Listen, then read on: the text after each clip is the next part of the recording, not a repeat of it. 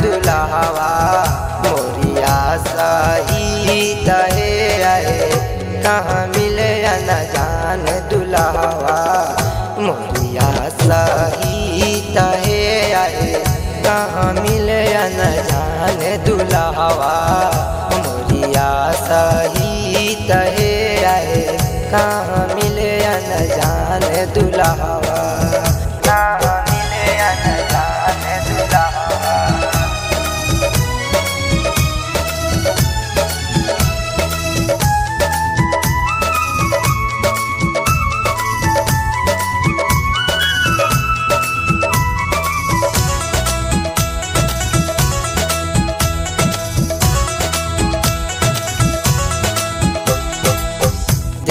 घर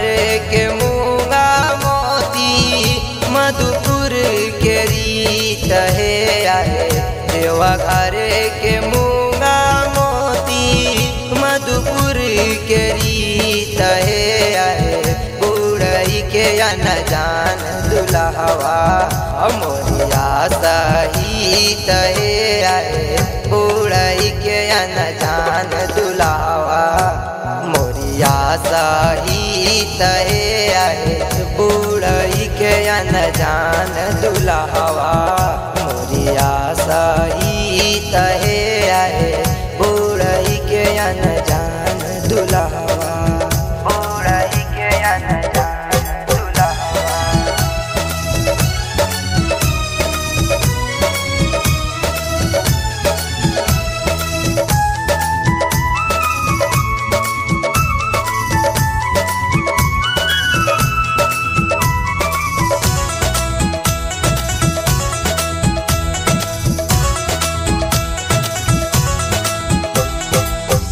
पान जैसन पातर बाबू के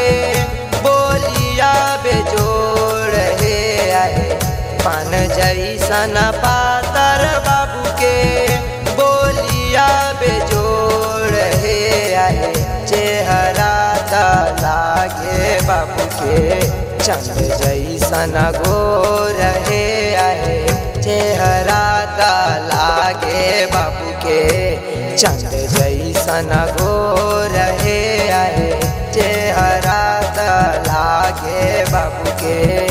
चंद जैसन गोर हे आए चेहरा त लागे बाबू के चेहरा त लागे बाबू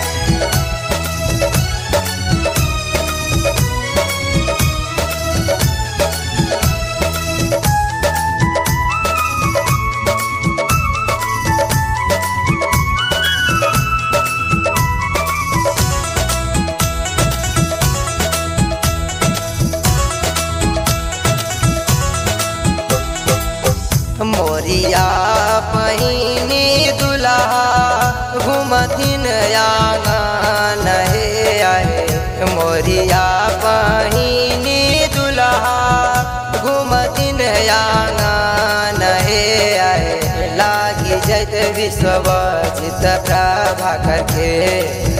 कोहबर में मान हे आए लागी जैत अमित दिवाकर के खबर में मान हे आए लागी जैते पप्पू रंजित के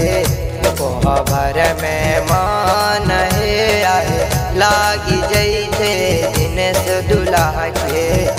खबर में मान हे आए। गरिमा रिकॉर्डिंग स्टूडियो गुजरात।